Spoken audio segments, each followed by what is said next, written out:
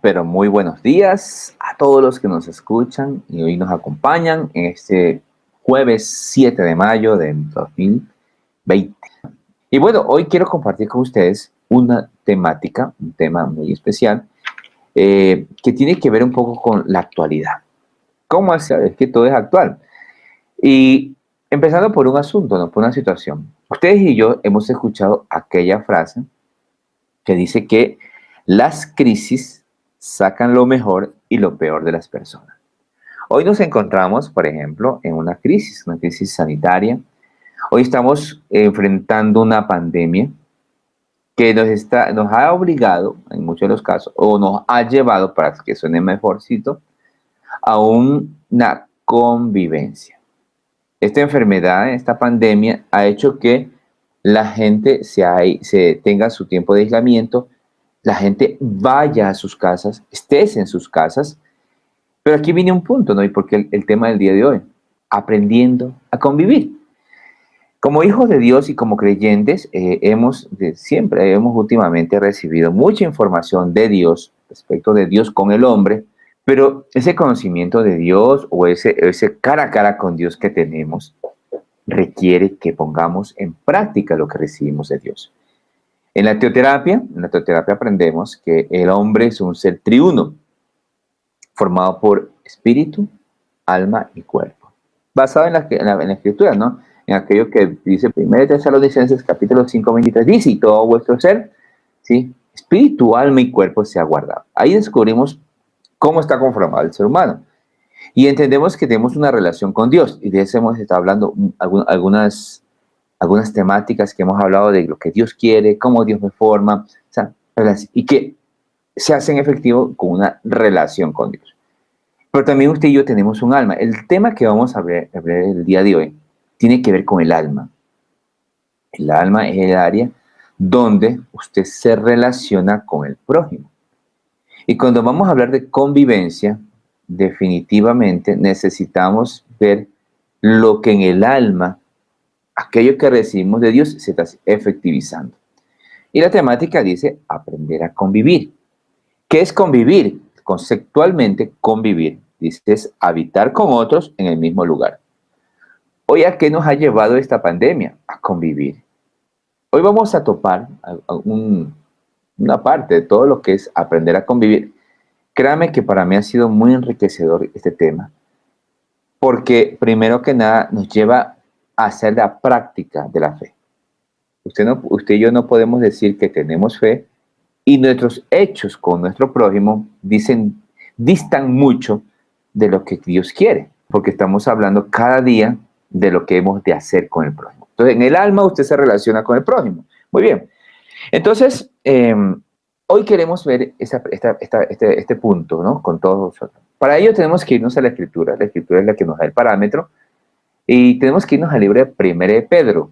En 1 de Pedro, capítulo 3, versículo, vamos a estudiar entre hoy y mañana, esperemos alcanzar del versículo 8 al 16. Vamos a ver 8 versículos muy importantes donde vamos a encontrar aquello que Dios nos da como parámetro para aprender a convivir. ¿Sí? Versículo 8 empieza con una palabra que en varias versiones de la Biblia usted lo puede encontrar. Yo manejo solo dos, que es Reina Valera y Nueva Traducción Viviente. En Reina Valera dice finalmente, coma. O sea, finalmente. Claro, porque es que viene de un contexto anterior. Usted se pone a estudiar más arribita, le habló Pedro, le está hablando a los esposos, le está hablando a los creyentes, pero dice finalmente. En Nueva Traducción Viviente dice por último. O sea, vamos a hacer el cierre, vamos, como dice por ahí alguien, vamos a ponerle la cereza al pastel, finalmente. Lo primero que aparece ahí es ser todos de un mismo sentir. Aquí es interesante, porque cuando usted va al texto griego, porque esto es escrito en griego, la palabra sentir no aparece.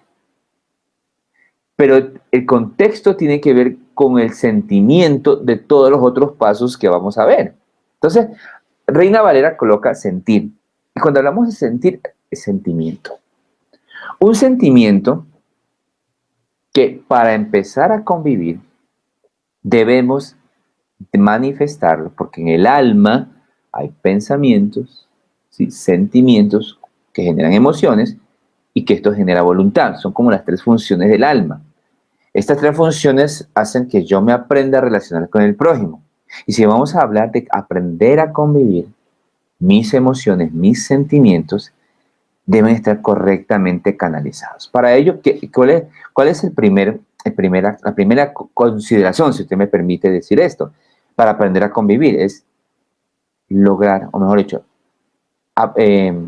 desear erradicar el egoísmo. El egoísmo es un sentimiento. Y mientras no erradiquemos toda raíz de egoísmo, es muy complicado aprender a convivir. Un método, si usted me permite también darle como un parámetro, es que dentro de nuestros hogares, desde las cabezas, los padres, enseñemos lo que es el ganar-ganar. El ganar-ganar no busca vencidos ni vencedores.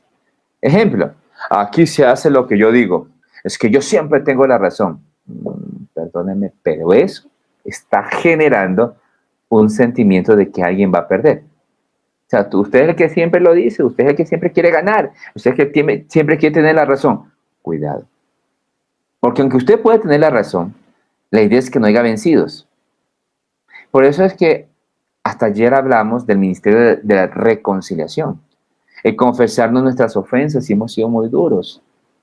Pero ciertamente, si no erradicamos el egoísmo y lo logramos erradicar a través de esa implementación del ganar-ganar, no puede haber vencidos ni vencedores en un hogar, en esta convivencia.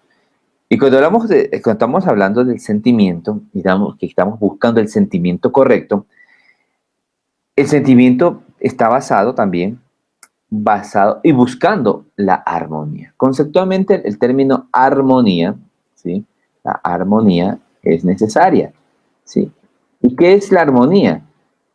La armonía, dice, es el equilibrio, la proporción y la correspondencia adecuada entre los integrantes de un grupo. Vuelvo a repetir. Equilibrio, proporción y correspondencia adecuada entre los integrantes de un grupo. Para mí, en entender la armonía, me fue más interesante entenderlo a la luz de la música. Para los que han visto, no sé si la mayoría de ustedes aquí han visto esas orquestas sinfónicas.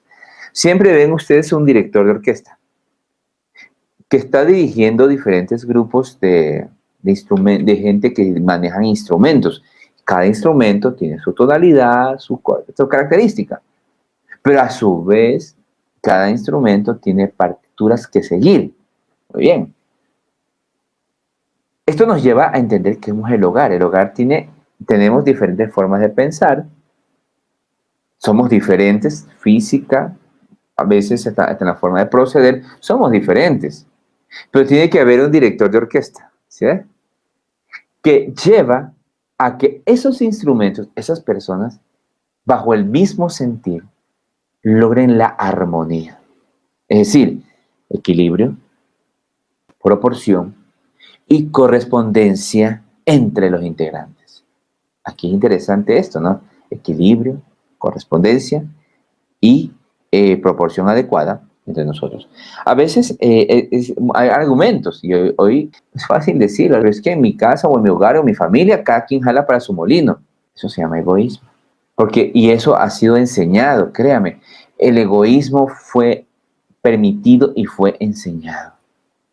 Y si queremos aprender a convivir, porque esta convivencia por causa de la pandemia, en muchos de los casos ya se escuchan noticias, está generando violencia intrafamiliar.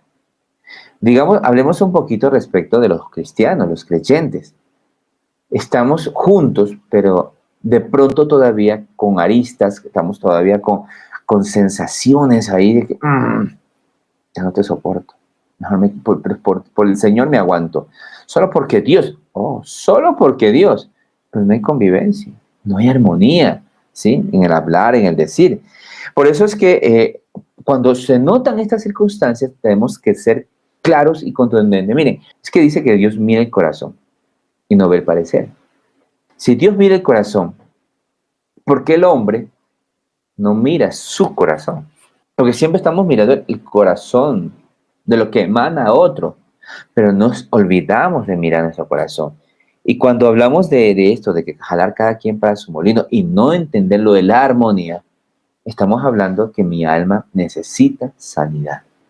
El alma hoy en día de muchos de los que estamos aquí necesitamos establecer sanidad y la sanidad la da Dios, pero me es necesaria para convivir. Por eso tengo que buscar a Dios, no una religión. Entendamos siempre eso, porque la religión se queda en doctrinas y en parámetros que muchas veces se convierten en palabras huecas. Pero si no hay una relación con Dios, difícilmente vamos a tener la correcta convivencia que nos pide ser todos de un mismo sentir. Para sentir y tener un mismo sentir se requiere algo, amor. Y hemos hablado algo, ¿no? O sea, pero un amor, ¿sí? Que debe ser la base de la convivencia. Mire, y el amor, si lo seguimos encasillando en el sentimiento del hombre, estamos fritos. Tenemos que conocer la fuente del amor. Y Dios es amor, ¿no es cierto? Y cuando usted y yo, que hemos escuchado tanto de Dios, porque perdóneme, aquí una pequeña exhortación. ¿Por qué el mundo está por donde está? Porque nosotros los creyentes, o los que decimos creer en Dios, nos hemos olvidado lo que dice Romanos 8:19. Vamos allá. Quiero que vayamos para entender este punto del dar amor.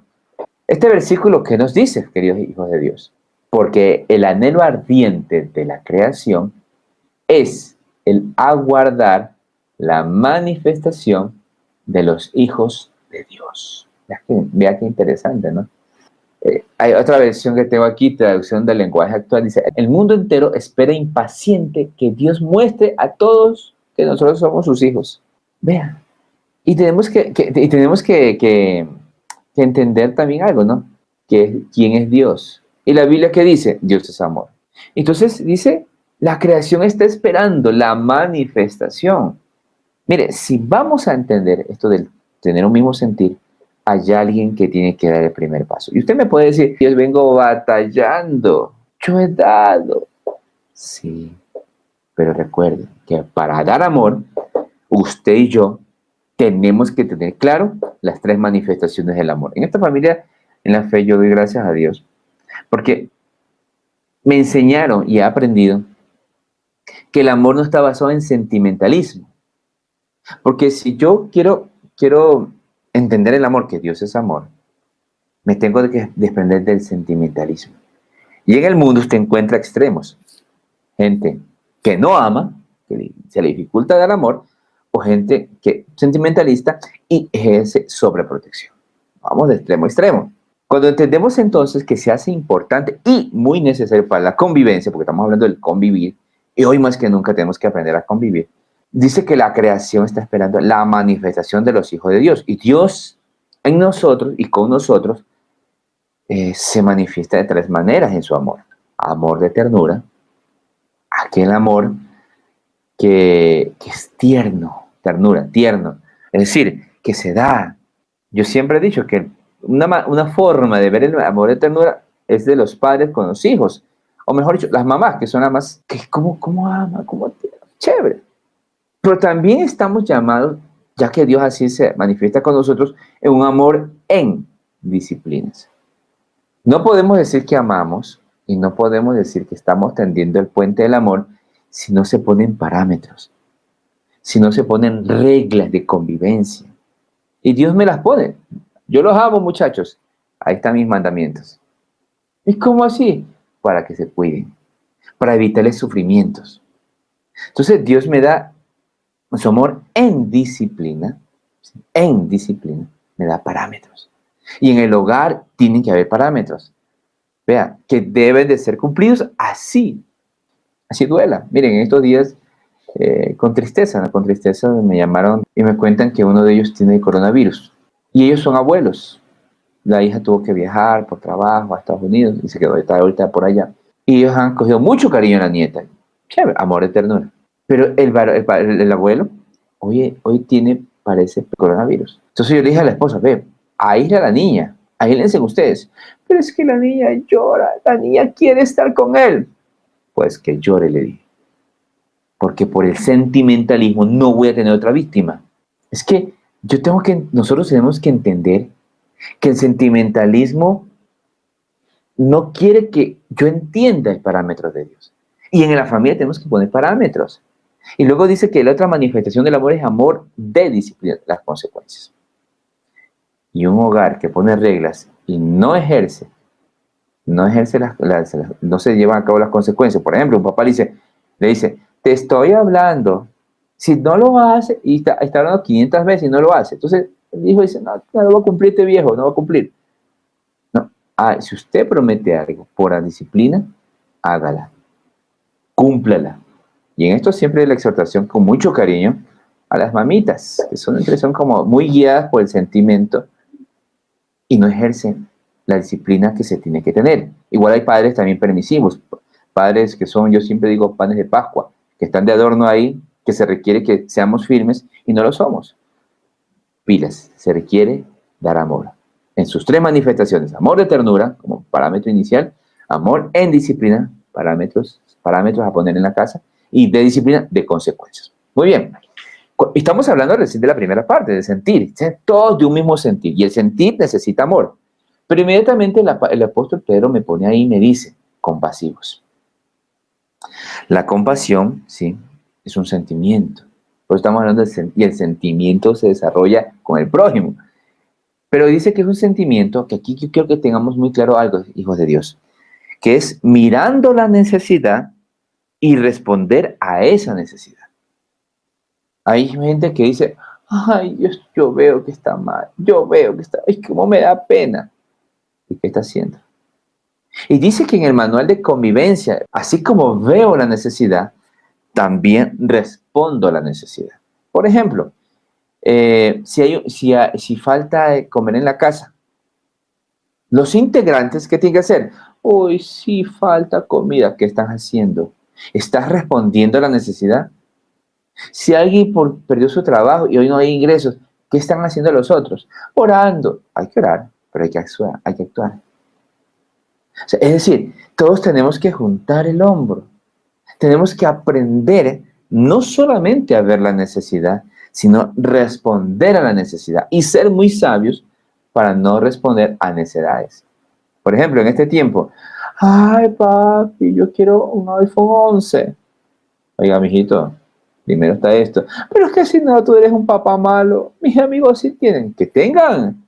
Hoy hay una necesidad y todos tenemos que sumar a eso si estamos aprendiendo a convivir. Por eso dice compasivos. No solamente viendo la necesidad, sino respondiendo a esa necesidad. Si hay que hacer cosas en la casa, el hogar, créanme, estar en la convivencia, uno se da cuenta ahí, wow, para los que han tenido recursos en su momento, claro, tenía una señora, una persona encargada de la limpieza, chévere. Y nunca saben lo que es una limpieza, lo que es estar limpiando el hogar, pero ahora hay una necesidad. Entonces todos vamos, todos juntos. No, yo no puedo, yo no estoy acostumbrado. Hay una necesidad y hay que responder a la necesidad, aprendiendo a convivir. Luego me dice ahí mismo, amándonos fraternalmente. O sea, lo que me está diciendo que todos tenemos que aprender, dice, a tener un amor de hermanos, fraterno, hermanos, ¿no es cierto? Aún los esposos. Tenemos que ver a nuestras esposas y las esposas a sus esposos como hermanos. Ah, no, él es de mi sangre. Ojo, estamos hablando de convivencia, familia. Porque aquí me está diciendo claramente que tenemos que aprender a convivir fraternalmente. ¿Y por qué dice fraternalmente como hermanos? Porque los lazos de sangre no se rompen. Usted puede negar a su hermano, pero hay un rasgo de sangre. Hay un hilo de sangre, o sea, hay un hilo conductor. Y por eso no se pierde. Por eso es que el amor de hermanos nunca deja de ser. Pero el hermano ha de aprender a ser hermano. Mire, y aquí perdonen, porque estamos aprendiendo a convivir. Y Dios nos ha dado parámetros de convivencia, nos dice cómo aprender, pero eso que recibimos tenemos que aplicarlo acá. Cuando hablamos de el hermano ha de ser hermano, ¿sí? La primera cosa que los hermanos tienen que aprender es que tienen que ser unidos. Podemos pensar diferente. La sinfónica, tenemos diferentes aparatos, pero como somos de un mismo sentir, nos unimos hoy en día en todo, en amor, en la necesidad, en el apoyo económico, en todo, nos unimos. Los hermanos han de saber ser hermanos. Los hermanos aprenden a no ser carga, aunque sean débiles. Bien, en la familia tenemos de todo. Pero el problema es que si hemos de entender que los hermanos han de ser de un mismo sentir, por ejemplo, ¿qué tal si yo como padre sentimentalista, yo, Juan Benito, no hablo alusión a ninguno de los que me están escuchando, yo soy muy sentimentalista y digo, ay, pero es que fulanito es pobrecito, es el último, o mejor dicho, él es el flaquito, y entonces yo lo ubico como el pobrecito, como el ultimito, y le digo al otro, ayúdale a él, el hermano tiene que aprender a ser hermano. Yo tengo hijos, y mis hijos dan cuenta de que yo, a los dos, yo tengo una niña y un varón, y siempre yo no les voy a hacer fácil. Y tienen que aprender a ayudarse. No me puedo decir, no, es que tú ganas más, yo gano. No, todos, así sea, tienes que aprender a ser hermano. Y si eres débil, vamos a ayudarte porque hay unidad a levantar y tú puedes. Los hermanos han de aprender a ser hermanos. Porque familia, aún la misma vida nos enseña, gente con discapacidades físicas aprenden a salir adelante sin ser carga. ¿Cómo podemos permitir entonces al interior de nuestros hogares que, aunque tengan limitaciones de pronto físicas, sean una carga? Cuando la vida misma nos dice que hay, no sé si ustedes han visto a aquel caballero, un señor que no tiene ni bracitos ni piecitos, y es un gran conferencista cristiano. Él dijo, yo no voy a hacer carga, yo tengo que salir adelante, cuanto más al interior. Por eso los hermanos han de saber ser hermanos, han de ser unidos, han de enseñar a levantarse. Y eso también tiene que ver con los padres. Los padres son el primer parámetro. No, yo te enseño a pescar, mi hijo. Enseña a su hijo a pescar. No le dé el pescado. Porque si usted a uno le da el pescado y al otro le dice, no, es que tú sí puedes, está creando una diferencia que trae inconvenientes en la convivencia. ¿Ok?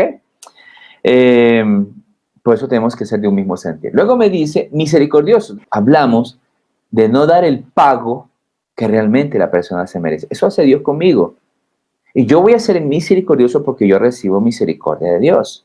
Y entiendo en la misericordia conforme a lo que dice Juan capítulo 8, versículo 11.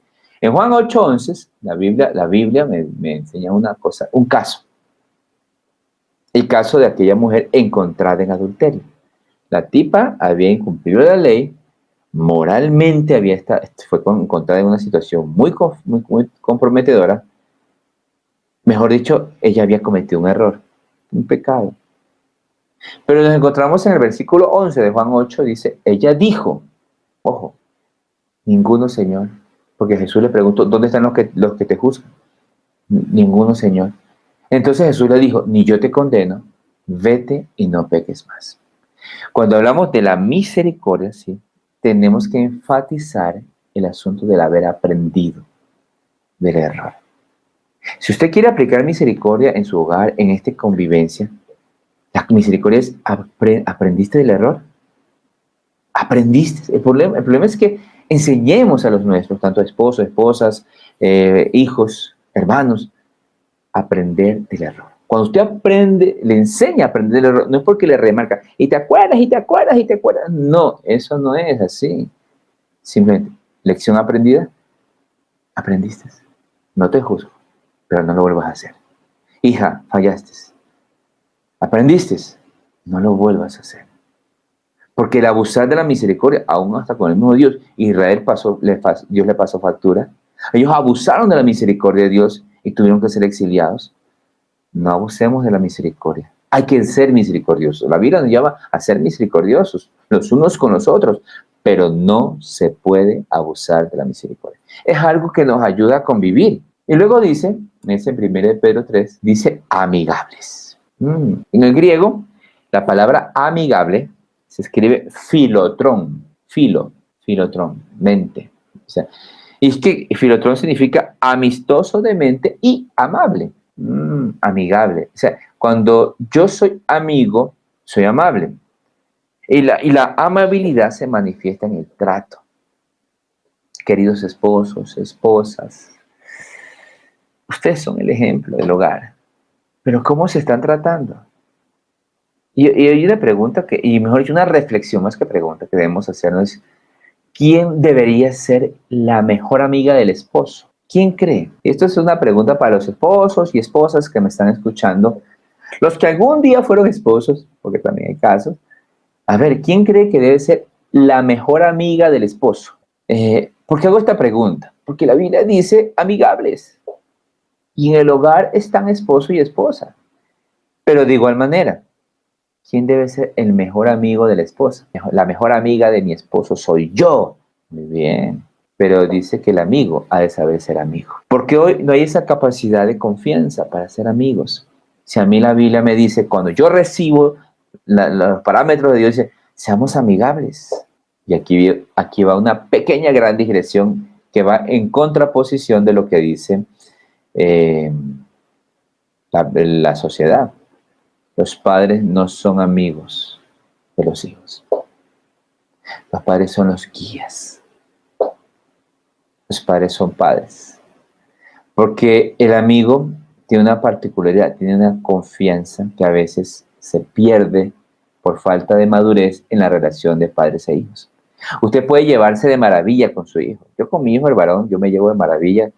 Bromeamos, hacemos bromas, jugamos muchas veces cuando lo tenía por aquí, hasta jugábamos. Pero yo siempre le he dicho, mi hijo, yo soy su papá. Y aunque usted tenga una confianza muy grande conmigo, no puedo ser su amigo. Pero hablamos de la amigable. Y la amistad, y la amabilidad en el trato, en el saludo, por ejemplo. ¿Cómo trata un esposo? A ver, vamos a ver, vamos a hacer el ejercicio. ¿Cómo cree que debería tratar un esposo amigo de su esposa cuando la llama? Opción A, vieja, ven para acá.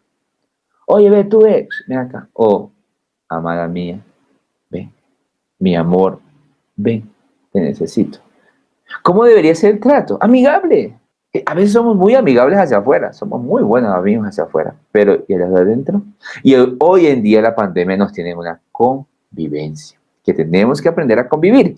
Pero también, así como hay el trato, también tenemos que aprender a hablar. Para ello quiero que vayamos al libro de Colosenses, capítulo 4, versículo 6. Así como debemos tratarnos bien, tenemos que hablarnos bien. Miren, muchos de los problemas y de la dificultad en la convivencia tiene que ver con el hablar. Y hay un elemento muy importante, muy especial, tanto para esposos, esposas, hijos, madres, todo lo que dice Colosenses 4:6. Dice así, sea vuestra palabra siempre, no dice a veces, siempre, con gracia, sazonada con sal, para que sepáis cómo debéis responder a cada uno. Vea qué interesante. La Biblia nos invita, mejor, perdón, que use ese término.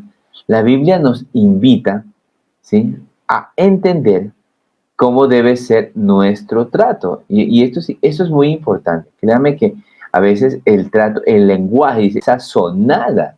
Vea qué interesante. Sazonada con sal. No sé usted, ¿no? Pero a mí cuando yo a veces, a mí me gusta comer bien. Y por ejemplo, ¿qué pasa cuando nosotros comemos un alimento, ¿sí?, sin la sal adecuada? ¿Cómo se mete usted ese alimento? Claro, hay personas que les gusta sin sal. Respeto mucho eso. Pero, por ejemplo, para los que somos carnívoros, ¿usted se imagina una carne sin sal comérsela? Entonces, aunque usted se la pueda por hambre comérsela, pero no la siente bien. Es igual en la palabra, dice, sea con gracia. Cuando su esposo, su hijo, alguien le da algo, o sea, y usted va a agradecer, hágalo con agradecimiento, con sal. Gracias, me alegro. Que tú sabes la alegría que esto me provoca. ¿Ah? ¿Algo quieres? Ah, gracias. Oye, a veces procedemos así. ¿Pero por qué? Porque mi alma no ha experimentado sanidad. Por eso hablábamos de la reconciliación. Es muy importante que todo lo que usted recibe de Dios y el trato de Dios provoque una sana convivencia. Los dejo para que reflexionen. Vamos a tener un tiempo de oración. Por eso estoy tratando de optimizar el tiempo para que estas cápsulas así mismo sea sazonado con sal. Y le motiva a usted y a mí a tener una convivencia muy especial con los nuestros, basado obviamente en lo que dice la palabra de Dios.